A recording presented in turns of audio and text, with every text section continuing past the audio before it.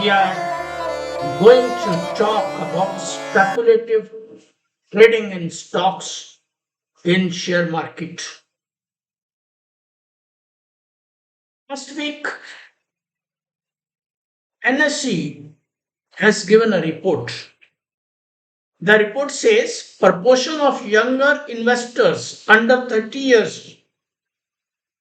See, these days the qualification, whether you are MBA, MA, CA, that completes around 25. So it means just the people, those who are under studying or those who are just joined the services. Their number has increased from 22.9%, that is of March 18, to 40% as of September 2024, indicating a growing interest in investing among the age group. This trend highlights a growing enthusiasm for investing among the younger population, driven by greater financial awareness, digital accessibility, and aspirations for wealth creation from an early age.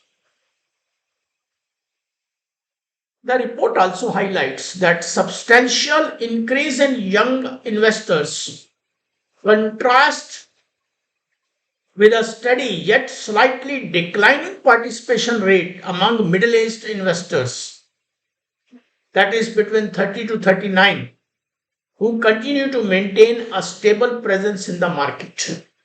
Meanwhile, age groups have seen a decline in their share of investor base. For instance, investor aged 40 to 49 dropped from 20.3% to 15.5% by September 2024, marking a notable decrease. Similarly, the proportion of investors aged 50 to 59 and those are aged above 60 also recorded declines during this period. Seniors, they are coming out of the markets. Juniors are in the market, entering more and more people in the market. But young people have greed for quick money. Those who make money shout loudly, but those who lose will not speak a single word. I meet hundreds of younger people daily and have observed that they speculate to make quick money. Options are their favorite as they are cheaper to trade. But SEBI says 9 out of 10 individuals in equity futures and options segment incurred net losses. On an average, loss makers registered net trading loss close to rupees 50,000 rupees per month.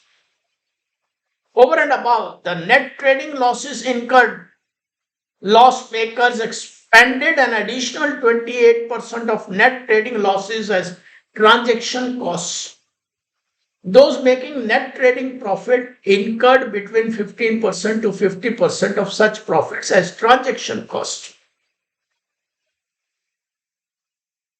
Even well qualified professionals, I am getting hundreds of news from the newspapers.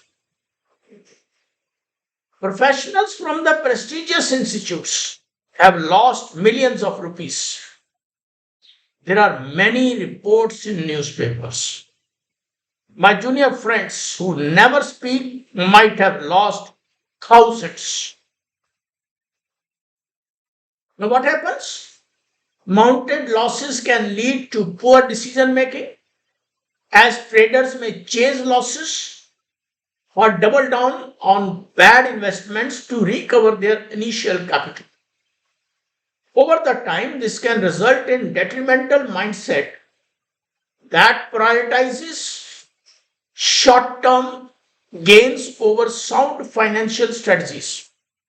further exacerbating the negative impacts of speculative trading on individual investors' financial health. While speculative trading strategies like options may appear interesting, the reality is that they come with significant risks and drawbacks. The potential for substantial financial losses, increased market volatility, and detrimental psychological effects create a precarious environment for traders. See, when the SEBI came out with the rules that from November 2024, the lot sizes and the amount requirement for the options will be three times. Foreign institutional investors, they have not run away because of some other global issues. They are running away from the market. They have sold more than 1 lakh crore rupees in the market because now they feel there will not be any speculative money in the market. There will be restrictions. So there won't be people who will lose money and they can win the game.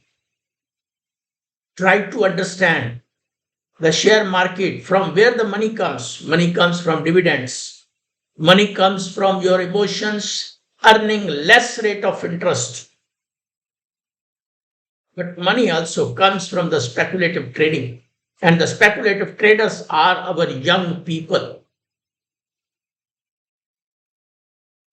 It is essential that individuals approach speculative trading cautiously and consider the broader implications of their trading activities on both personal and market levels.